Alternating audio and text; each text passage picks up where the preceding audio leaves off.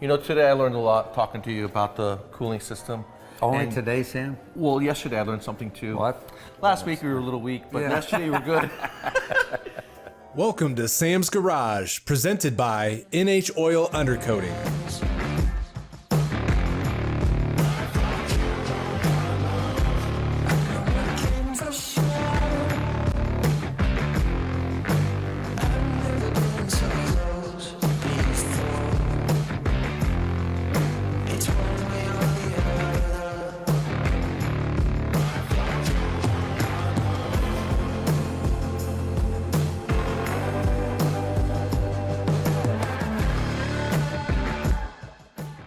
On this episode of Sam's Garage, Lokar Performance gives us a sneak preview of a new throttle pedal mounting system they've been working on. Doug's Saleen Cobra Mustang gets a new rear differential gasket and fluid replacement.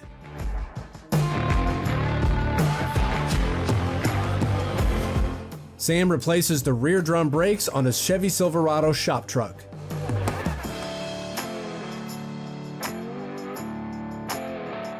And then installs a new high-performance camshaft in a Chevy Nova.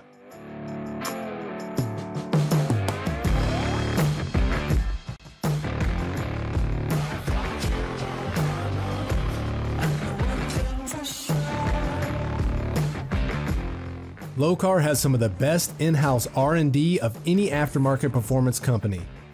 They stop by Sam's Garage to test out their new billet drive-by-wire throttle pedal adapter on the Chevy C10 truck. The new setup is nice and clean and will look like it came that way from the factory. Travis. Yes. What do you got in your hand there? So this is our drive-by-wire module and our resto mod pedal that we've got. So do we have a brake pedal to go with it? We do. Oh, it's going to look so good in It there. is. Who built the bracket for the pedal that's in there, Sam? You don't worry about it. That was 8 years ago, okay? Okay. Sometimes we have to improvise. Good thing you guys came up with a bracket. Well, we do get calls and people want to know how they're going to mount them, and as you did. There's a lot of work involved in that. So Travis is working on a bracket for this one, and it's going to just bolt right up. You're not going to have to modify anything. It's in the correct location. Well, what I'm going to do is remove that pedal myself so you guys don't make more fun of me, and then we'll be ready to install yours. All right. This isn't a bad deal. I get what you're doing here. This is a CTSV pedal. This comes with all the connected cruise stuff, and it's one of the recommended pedals when you do crate engines. We actually do make a pad for this. So if you wanted to use this, maybe you could refine that. I don't think there's any refining this, Travis. But we do a bolt-on aluminum pad here, and it's really nice. It cleans it up so you don't have this factory look. But Travis's first attempt at this prototype, it's all aluminum. It's a two-piece bracket. Right. So our pedal actually bolts in from the back. So what we've done is made an adapter plate that will adapt to the firewall and then to our pedal and then bolt together. And this is, our first go at it. We'll give it a shot and see how good he was. This was my first go at it too, guys. But it worked for 8 years and 3,000 miles. And Danny never complained. So when you guys are doing this at home, the first step is going to be to simply peel off the rubber from the brake pedal and the e-brake. Usually that's pretty easy, but you struggled a little bit.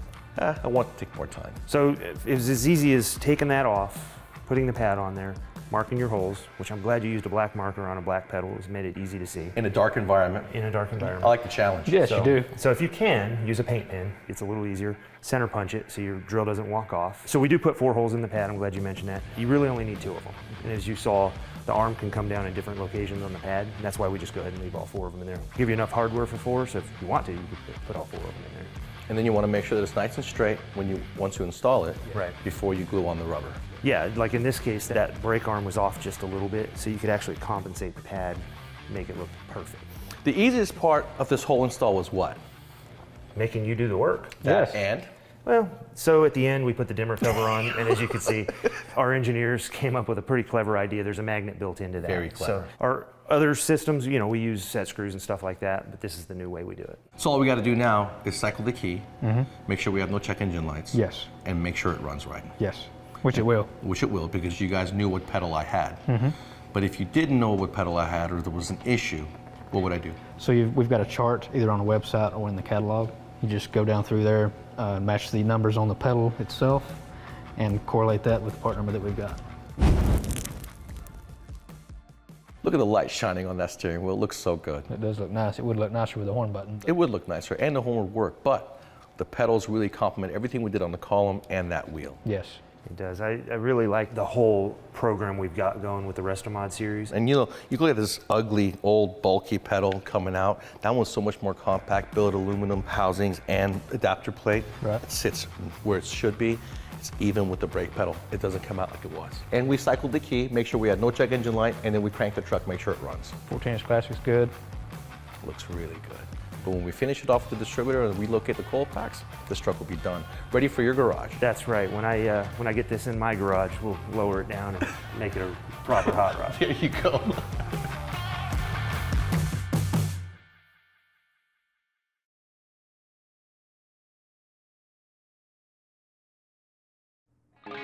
Welcome back to Sam's Garage, presented by NH Oil Undercoating.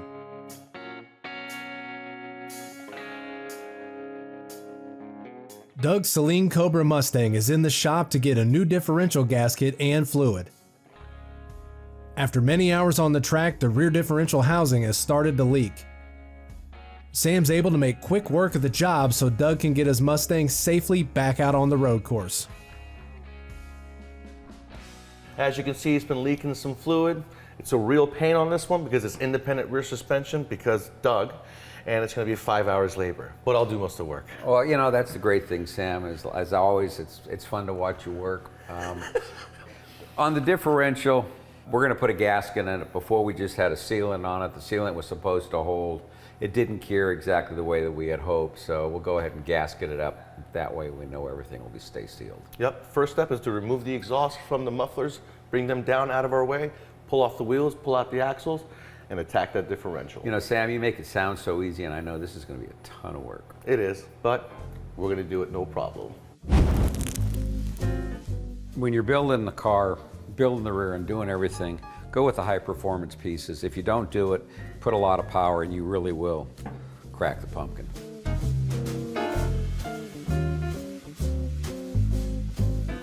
On the knuckles, Doug and I just decided to take the top and bottom bolts out so we can swing it out of our way. We left the tow rod in there, and the axles are just hanging in there.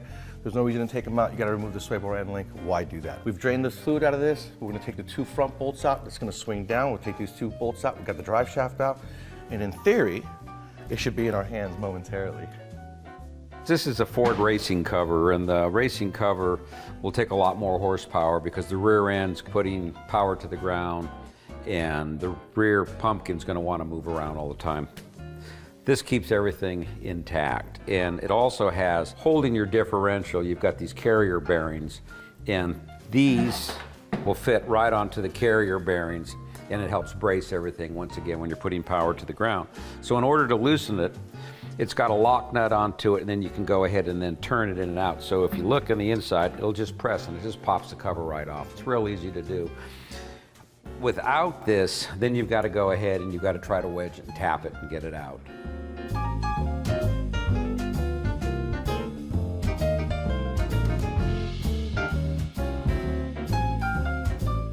To make sure that we don't leak in the future, we're going back with a gasket. Anytime you guys can put a gasket on your differential, buy a gasket, put it on. Don't use glue, unless they don't have a gasket for your application. And then put it on dry. That's the other thing. Make sure you get all of the glue, the silicone, whatever they're using to seal it out. Otherwise, you put it under the gasket and you have a possibility of forming a leak. So take your time, clean it, chase the threads, open everything up, and you'll be in good shape. When you guys are tightening your cover, make sure you do it in a star pattern.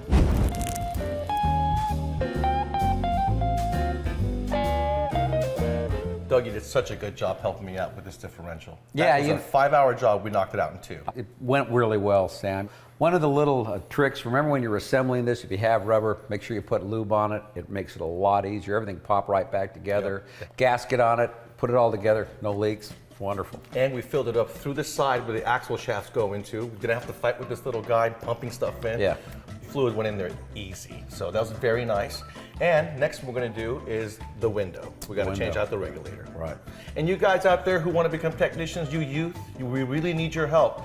5-hour job took me 2. So that's how you make money as a technician in the field, by being fast and efficient. So go out there and become mechanics, right, Doug? I absolutely think so. And if you can't be a mechanic, be an engineer. Yeah, that way you guys can fight forever.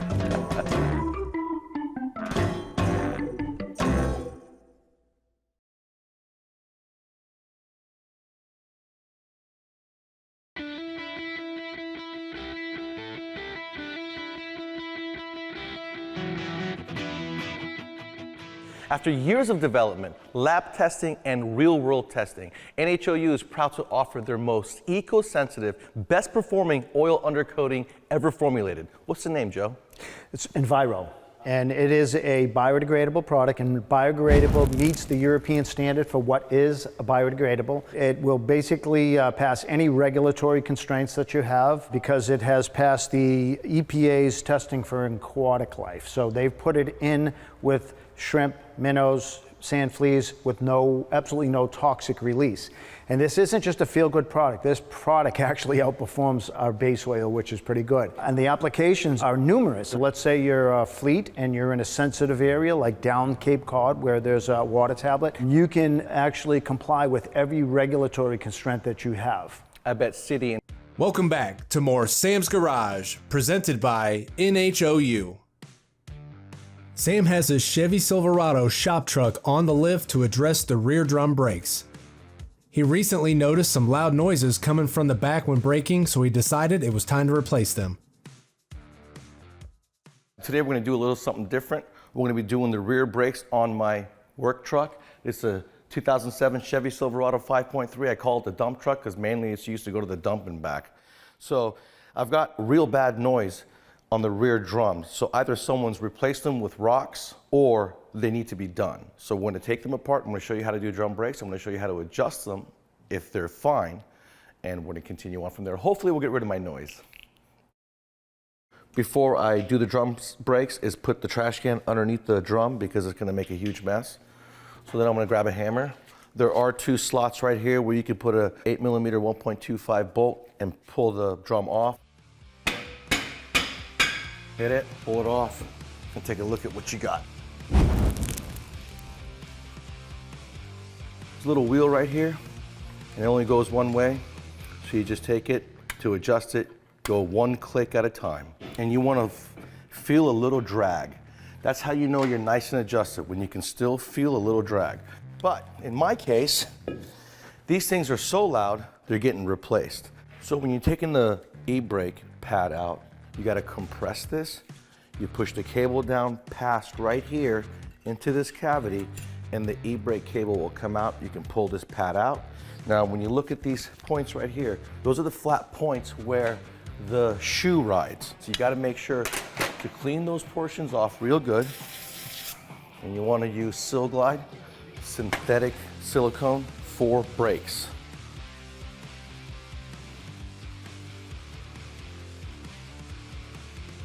All we got to do is simply push this in far enough for that to come through and snap into place.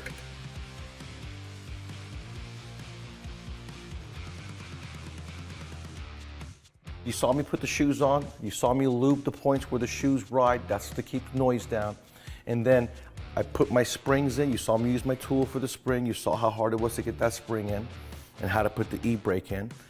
That guy right there, my adjuster, I had to unadjust it because my shoes are thicker, my drum is thicker, so we got to give some more space.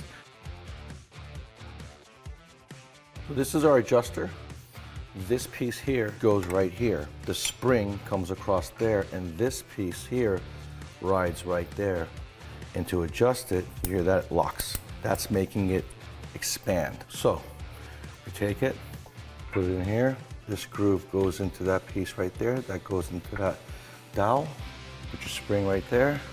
Come over here, expand it, put it right there. Unscrew your tool, pull it out, you're good to go. So now I can do my adjustment for my drum. Still too much drag. I'm pulling the pads with me. So we're gonna do it again. Okay, as you can see, this piece right here, we're gonna push it up because that is what allows this piece to go and sit where it's supposed to lock that wheel in place.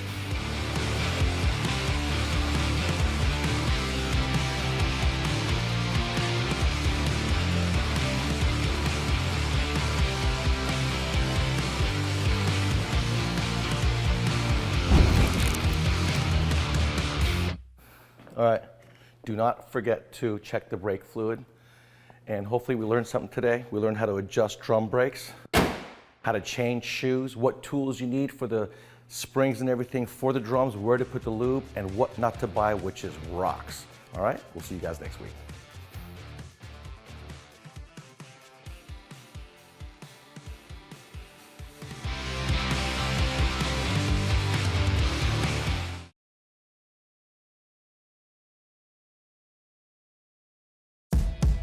Welcome back to Sam's Garage, presented by NHOU. Sam has a friend's 76 Chevy Nova in the garage to receive an upgraded camshaft for his 6-liter LS engine. The camshaft kit came from Summit Racing and came with everything you need to complete the job. With the new camshaft installed, this Nova will have that iconic muscle car idle and make more horsepower. Today I got my good client Eric's 1976 Nova. It's already got a 6-liter LS swap in it. We want to hit a lick at idle and we want to make a little more power, so I went to Summit Racing, and believe it or not, they've got their own camshaft kit. Everything you see here is what's going to go in this one. You can get this all at Summit. Let's get started by tearing down the coil packs, and then we're going to tear down the front end. I've already got the radiator out. So you want everything out of your way so you can get to the springs and retainers, because you're going to replace them in the car. If you have a DOD, you want to pull the heads off and replace all 16 injectors, because the DODs, which is displacement on demand, they've got 8 collapsible injectors that are not going to handle the extra pressure from the new valve springs and the lift of the camshaft. So do not just replace a camshaft on a DOD car. When you guys are doing this, you want to pull your spark plugs out. You want to go ahead and introduce shop air, and you saw me take a hammer and bang on the tops of the original springs before I took anything apart. That is to loosen the locks on the valve stems, so that when I introduce air and start to compress the springs, the valves will stay in the up position, because the only thing holding them in place is air. The next thing we're going to do is make sure that the timing chain is in top dead center. Then you can go ahead and remove the cam gear, but before you pull out that camshaft, you want to spin the camshaft in the engine so that the lifters come off the cam.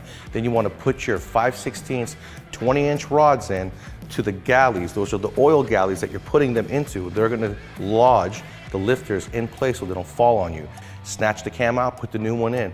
But before you do, make sure you lube the new camshaft. Then put it back in time, make sure you're at top dead center. Before you put the timing gasket back on, you want to introduce 2 gobs of RTV glue on the corners where the oil pan and the block are. Put the timing cover on, put your screws in place. Don't tighten them all the way, because you want to be able to introduce the timing cover to the block, but then you want to pull it down, seal the oil pan first, tighten the 2 10s at the bottom first, then tighten the rest of the 10s on the timing cover next. Once you do that, you can go ahead and reassemble. When you do go to put the water pump in place, the gasket kit that Summit Racing provides is going to have the timing cover gasket, water pump gasket, everything in it. Do not use the paper gaskets for the water pump. Throw them away. You want to use the metal gaskets that's in the kit. That's going to give you reliability for a long time to come. Now, before you put the rocker arm assembly back on, make sure that you do replace those push rods, because if you do not use hardened push rods, which we're going to come in the kit, if you skip that step, you're going to have bent push rods, because they're not going to handle the extra valve pressure as well. Now you guys make sure that when you're tightening your hardware, you saw me use a pneumatic just to save me some time, but when it comes to the final torque, you saw me go in with my hands just so I can feel everything and make sure that everything is tight. Make sure you draw them down evenly, because the cam lobes are going to be up in some cases, so you're going to have 2 or 3 rockers on each bank that's going to be compressed down. So when you compress them down, you want to make sure your rocker arm is straight, there's no tension, everything goes well, and you won't break the base. Sometimes if you do it wrong, you'll break that base that the rocker arms sit on, so be careful.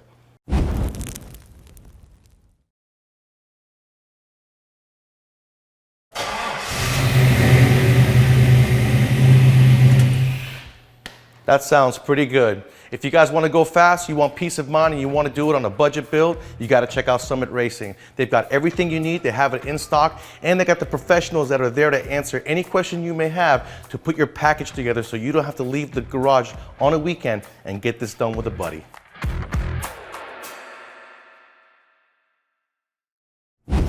Be sure to check out Sam's Garage on these other media platforms.